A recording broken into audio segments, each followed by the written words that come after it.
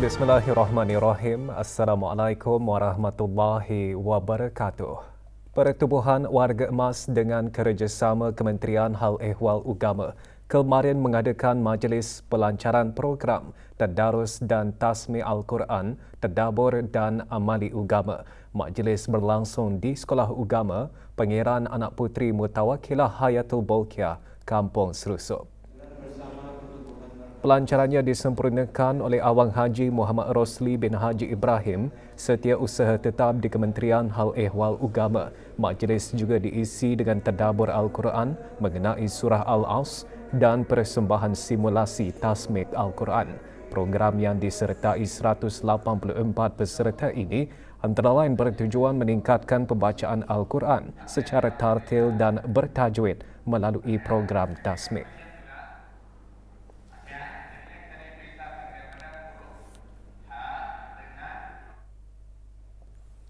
Jawatankuasa Wanita Persekutuan Guru-Guru Melayu Brunei PGGMB dengan sokongan Ahli Jawatankuasa Tertinggi Persekutuan berkenaan mengadakan Majlis Tadarus. Majlis yang disertai lebih 80 ahli daripada 13 persatuan di bawah Majlis Wanita Negara Brunei Darussalam itu diadakan di PGGMB di Ibu Negara.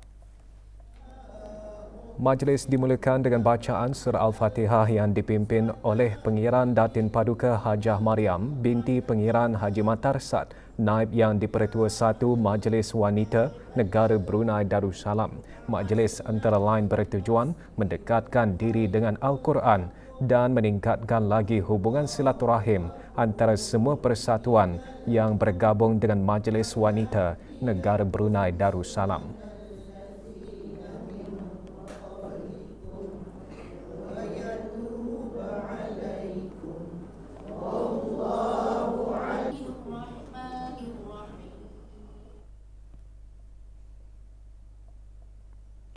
Persatuan Wanita Kampung Junjungan Pewaja turut mengadakan majlis pembukaan tadarus. Majlis berlangsung petang kemarin di Kampung Junjungan.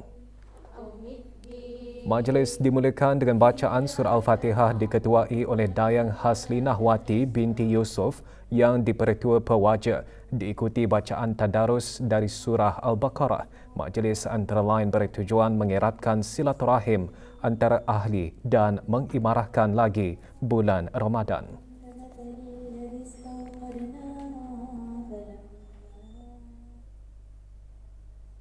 Persatuan Pertiwi di daerah Belait mengendalikan projek tradisi jualan amal tahunan yang memberi peluang kepada orang ramai mendapatkan pelbagai jenis biskut, kek dan kuih muih.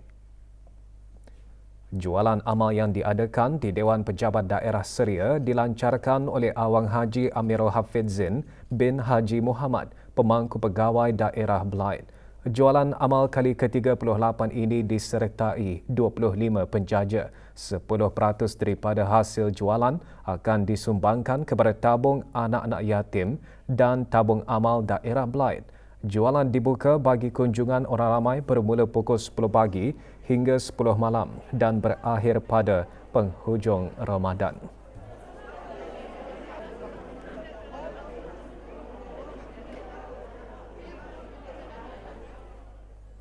15 buah keluarga yang kurang berkemampuan menerima sumbangan makanan asasi daripada ahli-ahli Persatuan Pandu Puteri Brunei Darussalam. Penyerahan sumbangan secara pandu lalu diadakan di Ibu Pejabat Persatuan berkenaan di Kampung Anggrek Desa. Penyerahannya disampaikan oleh Dayang Nur Azrina binti Haji Sarbini, Ketua Pesuruhjaya Persatuan Pandu Puteri Brunei Darussalam. Acara tersebut merupakan salah satu dari rangkaian kegiatan di bawah projek titian kasih persatuan tersebut yang diusahakan sempena bulan Ramadan. Keluarga yang menerima sumbangan berkenaan adalah yang berdaftar dengan Jabatan Pembangunan Masyarakat JAPIM. Bagi mengimarahkan bulan suci Ramadan pada tahun ini, Koperasi Persatuan Tiba (Kotiba) mengendalikan aktiviti berkebajikan. Kemarin diadakan majlis penyampaian derma kepada 54 anak yatim. Majlis berlangsung di Masjid Kampung Salam Bigar. Terdahulu diadakan majlis membaca surah Yasin, tahlil dan doa arwah bagi ahli-ahli Qotibah yang telah kembali ke rahmatullah, diikuti penyampaian derma kepada anak yatim dan derma bantuan majlis tadarus kepada Masjid Kampung Salam Bigar, Masjid Kampung Tanah Jambu dan Masjid Kampung Sungai Hancing yang disempurnakan oleh Awang Haji Matasan bin Haji Bongsu, pengerusi Qotibah.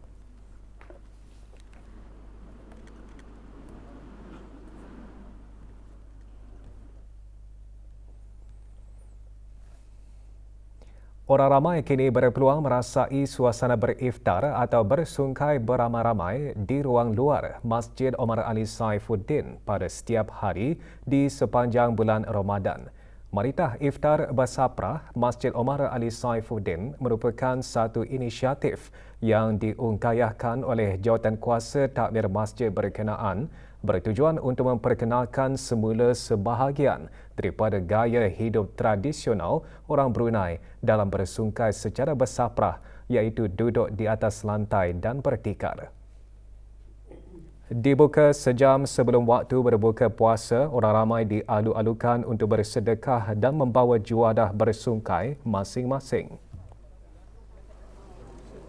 Dan tujuannya adalah di antaranya untuk mewujudkan suasana macam orang Brunei lagi dulu kan, bersaprah, hendak berkursi itu. Kemudian cara macam di masjid-masjid seperti di Makkah, Madinah apa tu kan.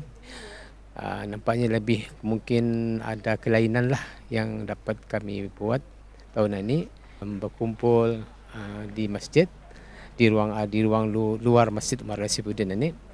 Samping itu lepas kita macam beriftar itu dengan mudah orang-orang yang beriftar itu dapat ikut sembahyang berjemaah di masjid. Jadi untuk menggalakkan orang-orang katanya itu menghampiri masjid lah semaksudnya juga. Tahun ini yang paling meriah dan paling gembira bagi yang hadir di sinilah. Alhamdulillah, kami rasa bersyukur kalau boleh setiap tahun akan kami adakan juga. Inisiatif Maritah Iftar Bersaprah Masjid Omar Ali Saifuddin bukan sahaja memberi peluang kepada pengunjung untuk merasai kemeriahan berbuka puasa beramai-ramai dan mengeratkan silaturahim, malah dapat menyemarakkan bulan suci Ramadan dan memupuk nilai-nilai murni dengan berkongsi rezeki. Program juga menjadi tarikan pada pelancong dari luar negara dan warga asing yang bermastautin di negara ini. Suasana sini tu macam nampaknya orang kemeriahan berbuka puasa tu bah. And then terus disertakan sama macam dengan diniatkan dari rumah tadi andang membawa peranak kemari untuk bersungkai bersama-sama dan terus bersolat bersama-sama serta diteruskan dengan sembahyang tarawih bersama-sama kanang. Paling siok lah bagi saya sebab ini kali pertama saya menikmati jamuan sungkai di masjid, dan kalau boleh tadi boleh bawa tadi punya keluarga beramai-ramai bersungkai di sini. Okay, kalau ramai lagi syok, baru meriah. This is my first time di masjid sungkai with my family, and tahu pun pasal nenek. And yeah, very happy, ramai orang juga ke sini. I come from Denmark, far away from the north, and when you travel, these things are what you're hoping for to discover and try to be a part of. You're not expecting it, but you really hope that you will get invited to all these things. And this invitation and hospitality is really, really, really beautiful. It's a really, really nice experience. Sebut saja kek gulung tapak kuda sememangnya tidak lagi asing di negara ini dan merupakan hidangan pemanis mulut hari raya. Kini kek tersebut boleh didapati tanpa menunggu hari raya apabila beberapa pengusaha tempatan menjadikan kek gulung tapak kuda sebagai sumber mata pencarian mereka.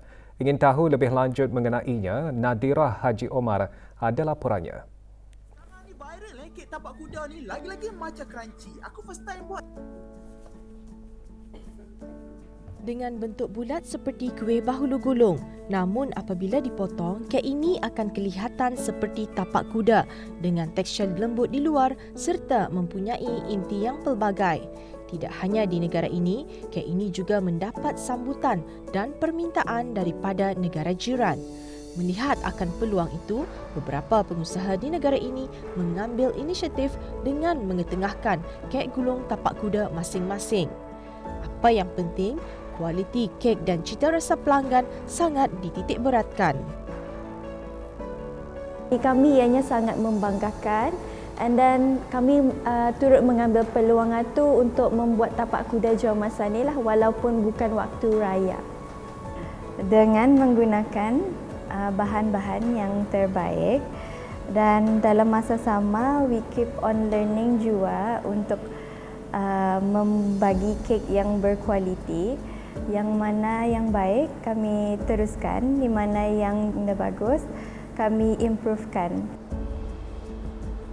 Dari social media tu, ia bagi peluang lah untuk try to give confidence untuk orang jual-jual, and promo senang. Back in days memang payah lah kan promo. So now macam it's easily spread lah from the social media tu. Di samping beroleh keuntungan daripada hasil jualan kek gulung tapak kuda, maklum balas daripada pelanggan penting dalam memastikan kualiti dalam setiap kek yang dihasilkan terus terjamin. Usaha seumpamanya perlu terus diberikan sokongan dalam mencari rezeki di samping salah satu usaha ke arah mengurangkan pengangguran di negara ini. Nadira Haji Umar melaporkan untuk Berita RTB. 3 buah kapal tentera laut Diraja Thailand ketika ini membuat lawatan ke negara ini selama 3 hari sehingga hari ini. Sepanjang keberadaan mereka di negara ini, pelbagai aktiviti diadakan sebagai sebahagian daripada aktiviti latihan kadet tentera laut Diraja Thailand. Kemarin, kadet tentera laut Diraja Thailand dan komuniti Thailand di negara ini mengadakan kempen membersihkan pantai di Pantai Muara. Lawatan bertujuan mengukuhkan hubungan diplomatik antara kedua-dua negara.